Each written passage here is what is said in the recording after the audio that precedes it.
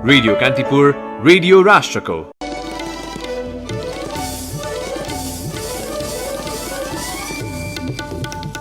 पहिलो चरणको कोभिड-19 विरुद्धको खोप कार्यक्रम अन्तर्गत दोस्रो प्राथमिकतामा परेका समूहलाई आजबाट खोप लगाइँदै पत्रकार, राष्ट्रसङ्घीय एजेन्सी, दूतावास तथा कूटनीतिक नियोगका कर्मचारी प्राथमिकतामा। बक्यौता रकम बुझाउन वायु सेवा कम्पनीहरूलाई नागरिक उड्डयन प्राधिकरणको 30 दिने अल्टिमेटम, भुक्तानी नगरे कालो सूचीमा राख्ने चेतावनी। आणविक सम्झौताको पूर्ण पालना नगरेसम्म इरानमाथिको प्रतिबन्ध नहटाउने अमेरिकाको निर्णय, बेजिङसँग प्रत्यक्ष द्वन्द्व बढाउनु पर्ने कुनै कारण नरहेको बाइडेनको भनाई। र राष्ट्रिय महिला लिग फुटबलमा आज एपीएफ र उदयपुरको चौदण्डी गढी भिड्दै अपराजित रहने एपीएफको लक्ष्य। नमस्कार, कान्तिपुर डायरीका साथमा सहकर्मी सन्तोष र म रमेश। सुरुमा मुख्य समाचारबाट। स्वास्थ्य तथा जनसङ्ख्या मन्त्रालयले पहिलो चरणको कोभिड-19 विरुद्धको खोप कार्यक्रम अन्तर्गत दोस्रो प्राथमिकताका समूहलाई आजबाट खोप लगाउन सुरु गरेको छ। पत्रकार, संयुक्त राष्ट्रसङ्घीय एजेन्सी, दूतावास तथा कूटनीतिक नियोगका कर्मचारीलाई कोरोना विरुद्धको खोप लगाउन सुरु गरिएको हो। मन्त्रालयद्वारा जारी विज्ञप्तिमा सम्बन्धित व्यक्तिले तोकिएको अस्पतालमा आजदेखि शुक्रबारसम्म खोप लिन सक्ने उल्लेख छ। पत्रकारका लागि काठमाडौँको मिन भवन स्थित निजामती कर्मचारी अस्पताल, युएनका लागि पाटन अस्पताल, दूतावास र कूटनीतिक नियोगका कर्मचारीका लागि भने त्रिवी शिक्षण अस्पताल वा गंगालाल अस्पताल लगायतलाई तोकिएको खोप केन्द्रको व्यवस्था गरेको मन्त्रालयले जनाएको छ। पत्रकारहरूका लागि भने सूचना विभागको प्रेस पास अनिवार्य गरिएको छ। अब कान्तिपुर सविस्तारको पालो।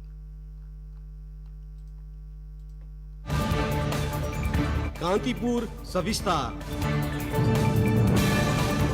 कोभिड-19 विरुद्धको खोप अभियान अन्तर्गत पहिलो चरणमा 1,84,00,000 बढीले खोप लगाएका छन्। कोभिसिल्ड खोपको प्रभावकारितामा प्रश्न उठाउँदै सुरुमा स्वास्थ्यकर्मी नै खोप लगाउने नलगाउने भन्ने विषयमा विश्वस्त हुन सकेका थिएनन्।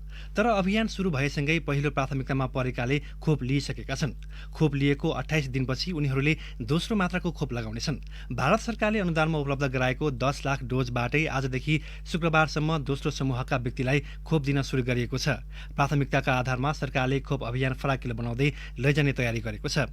छिमेकी मुलुक भारत लगायत अन्य विकसित मुलुकले पनि कोभिसिल्ड नै प्रयोग गरेकाले अहिलेसम्म खोप प्रभावकारितामा प्रश्न उठाउने ठाउँ नरहेको सरकारवालाको भनाइ छ। उनीहरूले जुनसुकै खोप लगाउँदा पनि सामान्य खालको असर देखा पर्ने भएकाले निर्धक्क भएर खोप लगाउन सुझाएका छन्। कुनै पनि भाइरस विरुद्धको लडाईँमा त्यस विरुद्धको खोप एकमात्र अस्त्र हो। तर कोरोना विरुद्ध हाल नेपालमा लगाइँदै आएको बेलायतको अक्सफोर्ड विश्वविद्यालयले तयार पारेको खोपको कम्पोजिसनका आधारमा भारतमा बनेको कोभिसिल्ड खोप लगाउन आम मानिस त्यति उत्साहित देखिँदैनन्। विश्वमा खोप बनिसक्दा मुलुकमा खोप ल्याउन नसकेको आरोप खेपेको सरकार हाल खोप नलगाउन व्यक्त भएका आशंकाको घेरामा परेको छ। प्रमाण र पुष्टि बिना सामाजिक सञ्जाल र चिया गफमा मचिएका आशंकाको घेरामा खोप कार्यक्रम परेको देखिन्छ। खोप लगाएपछि कुनै समस्या नदेखिएको त्रिभुवन विमानस्थलका कर्मचारी गोपाल शिवाकोटीको अनुभव छ। मलाई चाहिँ लागेको दिन यो जुनपट्टिको देब्रे हातमा लागेको थियो, अहिले पनि अलिअलि पेनिङ चाहिँ भइरहेको छ हात चाहिँ। अनि अर्को के भने तपाईँको लागेको दिन मैले दिउँसो 12 बजीतिर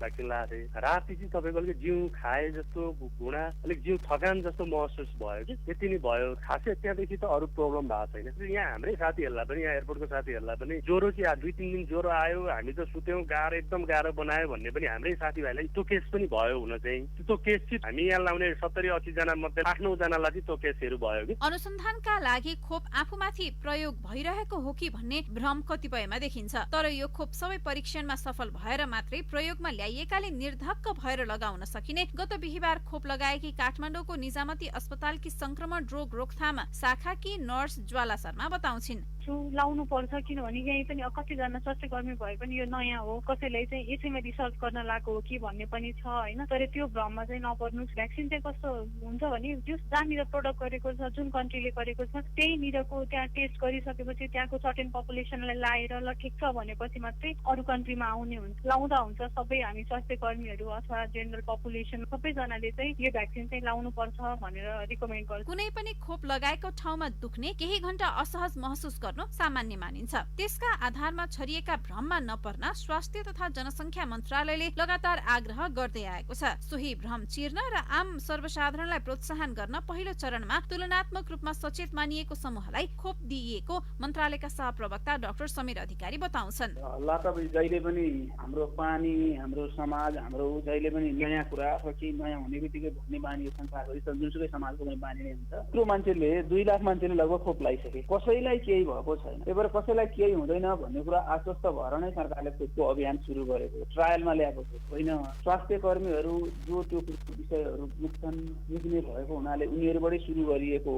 यसले कुनै प्रभाव पार्ने, कुनै खराब प्रभाव पार्ने भएको भए नेपालको कानुनले त्यसरी ल्याएर खोप प्रयोग गर्न दिँदैन, बाटो नै दिँदैन कुनै पनि। कोरोना संक्रमण भएर एन्टिबडी विकास भइसकेकाले खोप लगाउनु नपर्ने भ्रम पनि आम मानिसमा देखिएको छ। स्वास्थ्य सेवा विभागका खोप शाखा प्रमुख झलक शर्मा कोरोना संक्रमण नियन्त्रणका लागि फैलावट रोक्न र जोखिम न्यूनीकरणका लागि खोप महत्त्वपूर्ण साबित भएको बताउँछन्। धेरै कुरा त आउन बाँकी छ होइन। हामीले यो दिएको यसले अरू इम्युनिटी बढाउनको लागि दिने हो। अनि अर्को यसको के स्टडीले के देखियो भने खोप लगाइसकेपछि व्यक्तिलाई कोरोना पोजिटिभ भइहाल्यो भने पनि सिरियस हुन दिँदैन, यसले जटिलतामा जान दिँदैन। अर्को ट्रान्समिसन हुनबाट पनि रोक्छ, अरूमा सार्ने उसमा पनि कमी गरेको भेटिएको छ। त्यसकारणले पनि यो अभियानको क्रममा हामीले सबैले लगाउनु पर्छ। त्यो हुँदाखेरि अनि बल्ल आफू पनि जोगिने र आफू मात्रै जोगिने होइन कि समुदायलाई पनि जोगाउने हो नि त खोपको उद्देश्य त। कुनै पनि भाइरस विरुद्धको खोप परीक्षणका लागि गरिब मुलुक रोज्ने विगतको अभ्यास यो पटक तोडिएको छ। कोरोनाले आक्रान्त बनाएकाले विकसित र स्रोत साधन सम्पन्न मुलुकले आफ्ना नागरिकलाई खोप दिइसकेपछि मात्र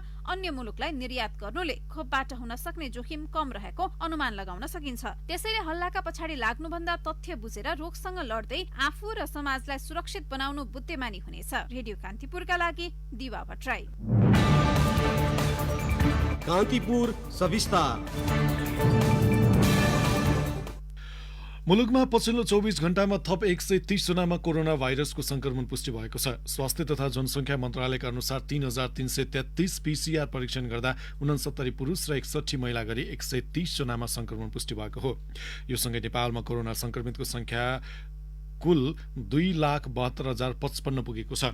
मन्त्रालयका अनुसार काठमाडौँ उपत्यकामा 33 पुरुष र 25 महिला गरी 58 जनामा संक्रमण देखिएको छ, जसमध्ये काठमाडौँमा 45, ललितपुरमा 11 र भक्तपुरमा 2 जनामा कोरोनाको संक्रमण देखिएको हो। पछिल्लो 24 घण्टामा 194 जना संक्रमण मुक्त भएका छन्। यो सँगै नेपालमा संक्रमण मुक्त हुनेको संख्या 2,68,266 पुगेको छ। देशभरि कोरोनाका सक्रिय संक्रमितको संख्या 1,744 रहेको मन्त्रालयले जनाएको छ। मन्त्रालयका अनुसार कोरोना संक्रमणबाट पछिल्लो 24 घण्टामा थप 5 जनाको मृत्यु भएको छ। यो सँगै मुलुकमा कोरोना संक्रमणबाट मृत्यु हुनेको संख्या 2045 पुगेको छ। कान्तिपुर डायरीमा ब्रेकको पालो। ब्रेकपछि अब बाँकी प्रसङ्ग। प्रतिनिधि सभा विघटन विरुद्धका मुद्दाको सुनवाईका लागि भोलि संवैधानिक इजलास नबस्ने भएको छ। सर्वोच्च अदालतका पूर्व न्यायाधीश इन्द्रराज पाण्डेको आज निधन भएकाले भोलिको संवैधानिक इजलास नबस्ने भएको हो। भोलि संवैधानिक इजलास नबसे पनि अदालतका प्रशासनिक काम कारबाही भने सञ्चालन हुने सर्वोच्च अदालतले जनाएको छ।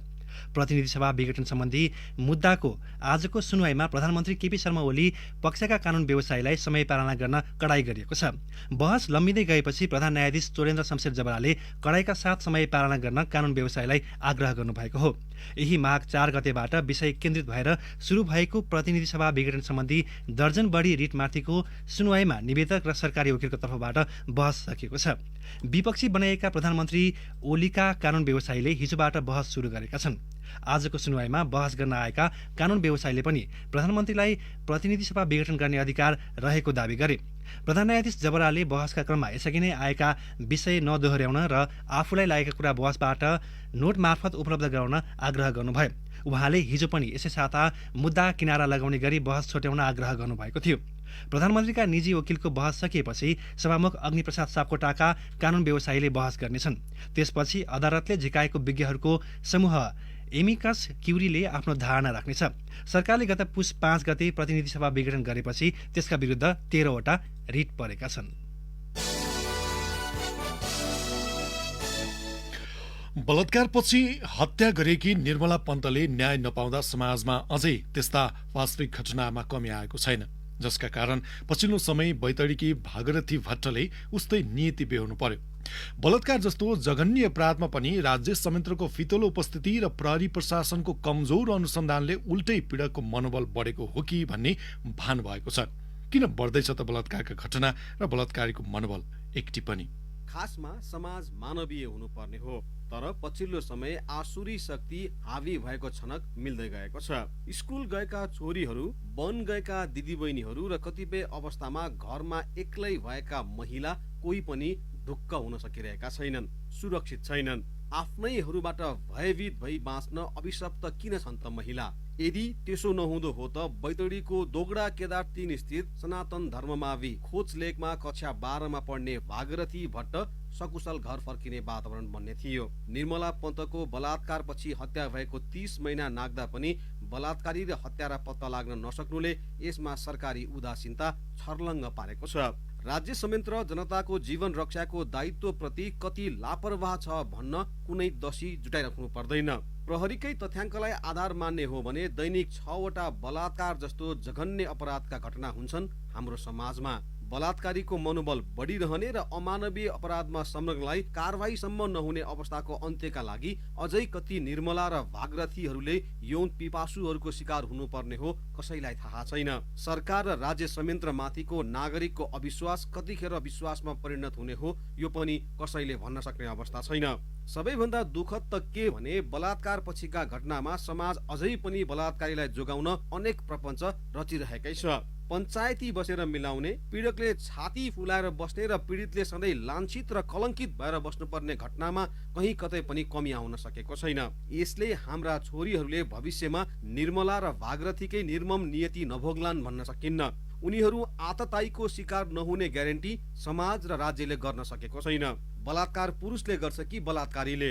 यसमा हामी निकै बेर घोत्लिन सक्छौं, तर यक्ष प्रश्न के पनि हो भने पुरुष सन्तानलाई हामी कस्तो वातावरणमा हुर्काउँदैछौं त? महिला शरीर र उनीहरूको यौनिकतामाथि हाम्रा पुरुष सन्तानहरूको बुझाइमा कहाँनेर फरक पर्यो? महिलालाई जे गरे पनि हुन्छ भन्ने पुरुष मानसिकता किन यति साह्रो मौलाउँदैछ? यस्ता प्रश्नको उत्तर समाजले खोज्ने बेला भइसकेको छ। किनभने निर्मलाले समयमै न्याय पाएकी भए अहिले भागरथीहरूले यस्तो नियति भोग्नु पर्ने थिएन। त्यस अर्थमा दोषको अंशियार हामी पनि हौं। बलात्कार जस्तो जघन्य अपराध नियन्त्रणमा पनि खुल्न नसक्ने हामी कस्तो समाज निर्माण गर्दैछौं? हामी कस्तो अभिभावक बन्दैछौं? कस्तो राज्यको नागरिक बन्दैछौं हामी? यहाँ त अवस्था कतिसम्म भयावह छ भने प्रहरी प्रशासनको बागडोर सम्हालेर बसेका गृहमन्त्रीलाई झण्डै 300 हाराहारीको बलात्कारको घटनाको विश्लेषण गर्दा चिन्तित हुने स्थिति होइन जस्तो लाग्छ। सार्वजनिक कार्यक्रममै भनिदिन्छन् बलात्कार अन्यत्र पनि भएका छन्, हामी धेरै चिन्तित हुनुपर्ने अवस्थामा छैनौं। बलात्कारका एउटै पनि घटना नहुन् भन्नेतर्फ राज्यको ध्यान किन गएन भन्ने प्रश्नको उत्तर गृहमन्त्रीको अभिव्यक्तिमै लुकेको छ। यस्ता घटनामा सम्पूर्ण समाज र राष्ट्र जवाफदेही नभन्दा गृहमन्त्री मांसाहारी आन्दोलन गर्नेलाई चिडियाखानमा जाग्ने धमास दिन्छन्, बलात्कारीलाई होइन। कानूनको उचित कार्यान्वयन गर्न राज्य प्रशासन चुक्दै जाने हो भने बलात्कारका घटनाका श्रृङ्खलाहरू रोकिन्नन्। बलात्कार जस्तो जघन्य, क्षुद्र र नीच घटनाका अपराधी र उसलाई जोगाउन खोज्ने सबैलाई कानूनी कारबाहीको दायरामा ल्याउन राज्य संयन्त्रको उपस्थिति दह्रो हुनुपर्छ। तत्कालका लागि भागरथीको हत्यारालाई पक्रेर कारबाही गर्नु नै राज्यको प्राथमिक दायित्व हुनुपर्छ। नत्र महिला र बालबालिका विरुद्ध भएका यौनजन्य हिंसा र बलात्कारका घटनाको बढोत्तरीले एक पुरुषलाई पुरुष हुँ भनेर अनुहार देखाउन समेत लाज लाग्ने अवस्था नआउला भन्न सकिन्न। रेडियो कान्तिपुरका लागि पवन आचार्य। नेकपा दाहाल नेपाल समूहका अध्यक्ष पुष्पकमल दाहालले अहिलेको लडाईँ अग्रगमन र प्रतिगमन बीचको भएको दावी गर्नुभएको छ। काठमाडौँमा आयोजित एकीकृत अखिल नेपाल शिक्षक संगठनको प्रथम राष्ट्रिय परिषद बैठकमा दाहालले अहिलेको संघर्ष पदका लागि नभई केपी ओलीको तानाशाहका विरुद्धमा रहेको दावी गर्नुभयो। केपीजीले जसरी प्रतिगमन गर्ने र संविधानलाई कुल्चिने काम गर्नुभयो, प्रतिक्रान्तिको वकालत गर्न थाल्नुभयो, उहाँले बाजी हार्नुभयो भनेको छु मैले। उहाँ कलङ्कित पनि हुनुभयो इतिहासमा र उहाँले जित्ने कुनै सम्भावना छैन। हामी जहाँ उभियौँ नि फेरि संविधानको पक्षमा, लोकतन्त्रको पक्षमा, गणतन्त्रको पक्षमा, संघीयता र समावेशी समानुपातिकताको पक्षमा, शान्ति र समृद्धिको पक्षमा हामी उभियौँ, त्यहाँ हामीले लडाईँ जित्यौँ। अब उहाँले एकपछि अर्को हार्नु बाहेक उहाँसँग विकल्प छैन। हामी चाहिँ डरसँग उभिँदा हाम्रो जित कसैले रोक्नै सक्दैन, हामी विजयी हुन्छौँ। सोही कार्यक्रममा बोल्दै अर्का अध्यक्ष माधव कुमार नेपालले विगतमा भएका कमी कमजोरी सचाएर अघि बढ्ने प्रतिबद्धता सहित श्वेत पत्र जारी गर्ने बताउनुभयो। उहाँले अहिलेको लडाईँ केपी ओली र आफूहरू बीचको निजी नभई प्रतिगामी कदमका विरुद्ध भएको उल्लेख गर्नुभयो। राष्ट्रिय जनगणना 2078 खटिने कर्मचारीलाई 5 लाख रुपियाँको बीमा व्यवस्था गरिएको छ। राष्ट्रिय योजना आयोग अन्तर्गत केन्द्रीय तथ्याङ्क विभागले सो व्यवस्था गरेको हो। आगामी जेठ 25 गतेबाट असार 8 गतेसम्म हुने जनगणनामा खटाइने 39,000 कर्मचारीका निम्ति यो व्यवस्था गर्न लागेको विभागले जनाएको छ। राष्ट्रिय जनगणनाको प्रशासनिक व्यवस्था आर्थिक सुधार सम्बन्धी मापदण्डमा जनगणना कार्यमा खटिनेहरूका लागि नियम अनुसार 5 लाख रुपियाँसम्मको चोटपटक तथा दुर्घटना बीमा गरिने उल्लेख छ। विभागले जनगणनाका लागि मागेको जनशक्ति नियुक्ति गरे लगत्तै कार्यावधिसम्मका निम्ति बीमाको व्यवस्था गरिएको विभागका निर्देशक ढुङ्गी राज लामिछानेले बताउनुभयो। अब केही समाचार संक्षेपमा। ललितपुरको पुल्चोकमा रातो मचेन्द्रनाथको रस्ताने क्रममा भएको झडपमा पक्राउ परेका सबैजना रिहा भएका छन्। प्रमुख जिल्ला अधिकारी ढुण्डी प्रसाद निरोलाले बयानको आधारमा उनीहरूलाई कसुरको मात्रा हेरेर न्यूनतम सजाय गरी छोड्ने फैसला गरेको बताउनुभयो। मोरङ प्रहरीले 10 लाख रुपियाँ बराबरको प्रतिबन्धित लागु औषध सहित 26 वर्षीय युवकलाई पक्राउ गरेको छ। विराटनगर 5 घर भई वडा नम्बर 10 मा डेरा गरी बस्ने विक्रम मण्डललाई प्रहरीले हिजो पक्राउ गरी आज सार्वजनिक गरेको हो। हिउँदमा विश्वकै दोस्रो सर्वोच्च शिखर K2 को सफल आरोहण गर्ने 10 कीर्तिमानी पर्वतारोहीलाई टोलीलाई आज पोखरामा नागरिक अभिनन्दन गरिएको छ। ललितपुरको पुल्चोकीमा हिउँ खेल्न जाने क्रममा हराएका सिन्धुलीका 21 वर्षीय प्रशान्त थापा र दोलखाका 19 वर्षीय सुरेश केसीको प्रहरले उद्धार गरेको छ। कान्तिपुर डायरीमा अब सल्यान डायरीको पालो। सल्यान डायरीमा विप्लव महर्जनको नमस्कार। सल्यानको छत्तीसगढी गाउँपालिका 1 दमाचौर स्थित भानुभक्त मावि निर्माणाधीन 6 कोठे भवन बजेट अभावमा अलपत्र परेको छ। सो विद्यालयको भवन निर्माणका लागि गत वर्ष कर्णाली प्रदेश सरकारले 50 लाख रुपियाँ विनियोजन गरे पनि अहिले बजेट अभावमा काम अलपत्र परेको हो। भवन निर्माणका लागि बजेट उपलब्ध गराउन प्रदेश सरकारले चासो नदिँदा काम प्रभावित भएको विद्यालय व्यवस्थापन समितिका अध्यक्ष प्रकाश हमालले बताउनुभयो। भवन निर्माणको कार्य अलपत्र परेपछि विद्यालयमा अध्ययनरत 200 बालबालिकाको पठन पाठन समेत प्रभावित भएको हमालले बताउनुभयो। त्रिवेणी गाउँपालिकाले 29 सामुदायिक विद्यालयमा प्राथमिक उपचारको व्यवस्था गरेको छ। पठन पाठनका क्रममा विद्यार्थीको स्वास्थ्यमा समस्या देखिए पढाइबाट वञ्चित हुनुपर्ने अवस्थाको अन्त्य गर्न विद्यालयमा प्राथमिक उपचारको व्यवस्था गरेको हो। गाउँपालिका भित्रका हरेक विद्यालयका बालबालिकालाई स्वास्थ्यको पहुँचमा ल्याई शैक्षिक सुधार गर्न प्राथमिक उपचारको व्यवस्था गरिएको गाउँपालिकाका अध्यक्ष मानबहादुर डाङ्गीले बताउनु भएको छ। सिद्धकुमार गाउँपालिका 3 फलाटेका स्थानीयको ढुङ्गाको जाँतो बनाउने पेशा संकटमा परेको छ। विद्युतीय घटका कारण ढुङ्गाको जाँतो बनाउने स्थानीयको पेशा संकटमा परेको हो। पेशा संकटमा परेपछि फलाटेका 25 परिवार प्रभावित भएका छन्। उनीहरूलाई अहिले जीविकोपार्जनका लागि समस्या भएको र रोजगारीको लागि भारततिर जान बाध्य भएका छन्। जिल्लामा अव्यवस्थित रूपमा गाडिएका बिजुलीका पोल र तानिएका तारले नागरिकको ज्यान जोखिममा पर्दै गएको छ। यथाभावी तानिएका तारका कारण करेन्ट लागेर चालु आर्थिक वर्षको पुससम्ममा 2 जनाको मृत्यु भइसकेको छ भने 7 जना घाइते भएका छन्। दक्ष प्राविधिकको अभावका साथै बिना योजना बिजुलीको पोल गाड्ने र तार तान्ने कार्यले जिल्लावासीको ज्यान जोखिममा परेको हो। सम्बन्धित निकायलाई तार र पोल व्यवस्थापनमा आग्रह गर्दै आए पनि व्यवस्था गरेको स्थानीयको गुनासो छ। हस्त सल्यान डायरी आजलाई यति नै। विप्लव महर्जन बिदा हुन्छु। नमस्कार। सल्यान डायरीपछि कान्तिपुर डायरीमा पुनः ब्रेकको पालो। अब आर्थिक प्रसङ्ग वार्षिक प्रतिवेदन नबुझाएको भन्दै नेपाल स्टक एक्सचेन्जले विभिन्न 11वटा कम्पनीको सेयर कारोबार रोक्का गरेको छ। आर्थिक वर्ष 2075-76 को वार्षिक प्रतिवेदन नबुझाएको भन्दै नेप्सेले 7 वटा हाइड्रो पावर, 1 जीवन बीमा कम्पनी, 1 विकास बैंक र 2 लघुवित्त सहित 11वटा कम्पनीको सेयर कारोबार रोक्का गरेको हो। स्टक एक्सचेन्ज लिमिटेडका कायम मुकायम सहायक प्रबन्ध सुबोध ढुङ्गेलले एक सूचना जारी गर्दै वार्षिक प्रतिवेदन लगायत वित्तीय विवरण धितोपत्र बोर्डमा पेश नगर्ने विभिन्न 11वटा कम्पनीको सेयर कारोबार रोक्का गरिएको जानकारी दिनुभयो। Nepal hydro develop limited, Panchakanya Mai hydro power limited, पाँच थर पावर कम्पनी, राधी विद्युत company, universal power company, Rairang hydro power development company, union hydro power company लिमिटेडको सेयर कारोबार रोक्का गरिएको हो। यस्तै Guras life insurance, Karnali development bank, Kalika लघु वित्तीय संस्था र नेसनल माइक्रो फाइनान्स लघु वित्तीय संस्थाको सेयर कारोबार रोक्का गरिएको हो। अब अन्तर्राष्ट्रिय प्रसङ्ग। नयाँ स्वरूपको कोरोना भाइरस संक्रमण विरुद्ध निराशाजनक नतिजा देखाएपछि दक्षिण अफ्रिकामा अक्सफोर्ड विश्वविद्यालय तथा एस्ट्राजेनिकाले संयुक्त रूपमा विकास गरेको खोप लगाउन रोक लगाएको छ। 2000 जनामा गरिएको परीक्षण अध्ययनबाट सो खोपले 10% मात्र प्रभावकारिता देखाएपछि प्रयोग गर्न रोक लगाएको बीबीसीले जनाएको छ।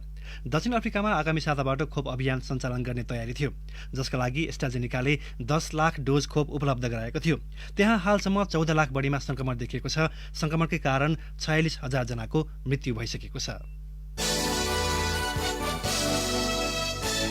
अब खेल प्रसङ्ग। विभागीय एपीएफ क्लबले राष्ट्रिय महिला लीग फुटबलमा अपराजित यात्रा कायम राखेको छ। इन्फा कम्प्लेक्स साधुबाटोमा आज भएको खेलमा उदयपुरको चौधरीगढी नगरपालिकालाई 14-0 गोल अन्तरमा पराजित गर्दै एपीएफले अपराजित यात्रा कायम राखेको हो। एपीएफलाई जित दिलाउन सावित्रा भण्डारीले 8 गोल गरिन्। त्यस्तै अनिता बस्नेत र अनिता केसीले 2-2, कप्तान अनु लामा र रविना गोलेले 1-1 गोल गरे। प्रतियोगिताकै कमजोर टिम चौधरी विरुद्ध एपीएफले दुवै हाफमा 7-7 गोल गर्यो। प्रतियोगितामा 100% नतिजा निकालेको एपीएफको 7 खेलबाट 21 अङ्क भएको छ। चौधरीगढी भने 7 वटै खेलमा पराजित भएको छ।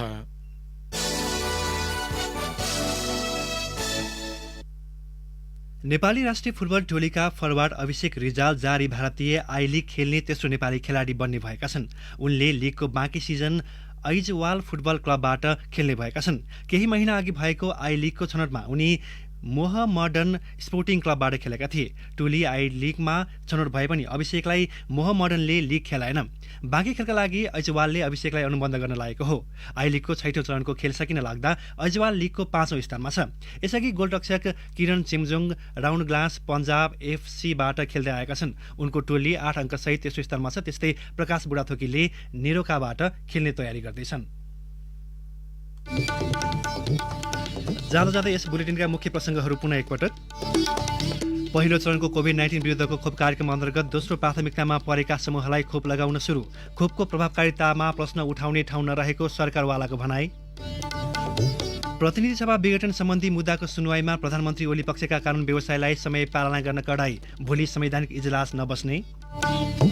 बलात्कार जस्ता जघन्य अपराधका पीडितले न्याय नपाउँदा समाजमा यस्ता घटनाले थप प्रशय पाउँदै राज्य संयन्त्रको फितलो उपस्थिति र प्रहरी प्रशासनको कमजोर अनुसन्धानले पीडकको मनोबल बढ्दो। नयाँ स्वरूपको कोभिड-19 संक्रमणका विरुद्ध अक्सफोर्ड एस्ट्राजेनिकाले विकास गरेको खोपले निराशाजनक नतिजा देखाएको भन्दै दक्षिण अफ्रिकामा लगाउन रोक। र महिला लिगमा अपराजित यात्रा कायम राख्ने क्रममा विभागीय टोली एपीएफले चौधरीगढीमाथि गर्यो 14 गोलको वर्षा। राष्ट्रिय टोलीका forward Abhishek Rijal I league club ऐजवालसँग अनुबन्ध। हवस् त यसका साथै कान्तिपुर डायरीका सम्पूर्ण बुलेटिन अहिले यसै साथ सम्पन्न भएको छ। सहकर्मी सन्तोषसँगै म रमेश बिदा हुन्छु। नमस्कार, शुभरात्रि।